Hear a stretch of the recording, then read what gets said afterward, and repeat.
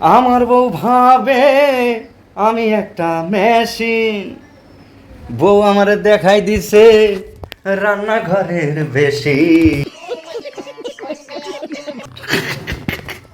এই সব বাসন নাকি আমার আরো বাঁচতে হবে। ওই কে এর দিকে আমার বনবাসে পাঠা। আমার হাতটা পুড়ে গেছে। আর আমার কপালটা